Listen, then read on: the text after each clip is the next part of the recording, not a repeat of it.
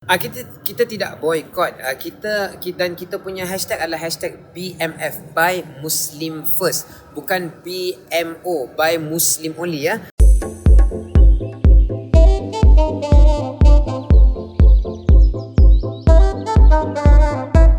Hai, Assalamualaikum warahmatullahi wabarakatuh. Saya Dr. Taha selaku Ketua Eksekutif Raudah College Cyberjaya, iaitu rakan strategik kepada Malakat Mall Cyberjaya. Malakat Mall ni telah dilancarkan pada 13 hari bulan Mac 2020 dan matlamat ataupun objektif kita menumbuhkan Malakat Mall adalah untuk mengembalikan ekonomi kepada pengguna, mengembalikan ekonomi kepada umat Islam. Kerana kalau kita lihat sektor runcit negara pada tahun 2019 adalah 110 bilion ringgit Malaysia. Daripada 110 bilion ringgit itu, milik orang Islam hanyalah 8%. Manakala lagi 60% dia keluar daripada negara kita dan lagi 32% milik orang bukan Islam. Jadi kita berada di Malaysia, sebuah negara yang mana penduduknya majoritinya adalah beragama Islam, tetapi kita tidak memiliki kuasa ekonomi.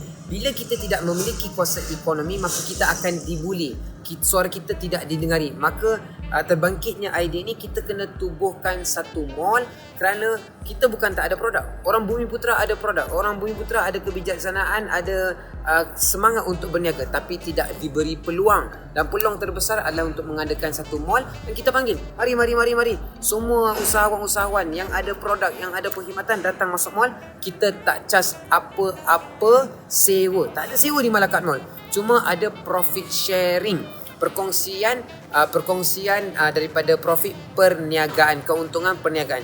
Jadi dengan itu ramai yang mula datang, ramai yang nangis. Ada yang kata, Allah, produk saya ni dah lama saya tak dalam mall, tak pernah ada peluang kerana bila masuk mall kena sewa, kena ada 2+1, kena bayar utility, kadang-kadang sales tak ada, sewa lagi tinggi, operational expenses lagi tinggi. Tapi dengan adanya Malakat Mall, kita semua dapat bergabung. Dan di Malakat Mall ni adalah kita untuk menjalankan Malakat Mall ni, di sebaliknya ada satu koperasi yang kita panggil Koperasi Pembangunan Pengguna Islam Malaysia, KOPIM. So itu dana yang terkumpul di situ. Kita nak target 1 juta orang ahli koperasi yang melabur RM100 sebulan. So kita ada RM100 juta sebulan.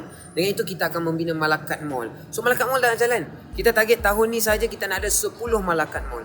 Dan Malakat Mall ni juga pemilik pengguna. Kita tak bagi cashback, kita bagi profit kepada para pengguna yang loyal dengan Malakat Mall.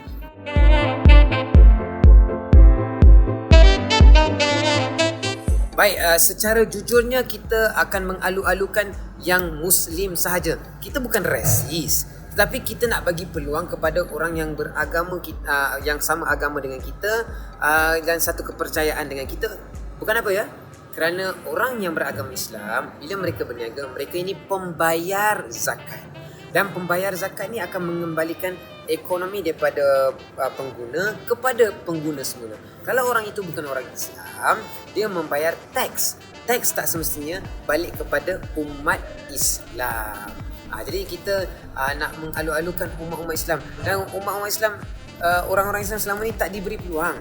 Jadi kita dahulukan keluarga kita dahulukan orang yang terdekat dengan kita, orang yang seagama dengan kita dahulu. Lepas tu kalau ekonomi kita dah berkembang, semua akan dapat manfaat. Islam ke tak Islam ke, semua akan dapat manfaat.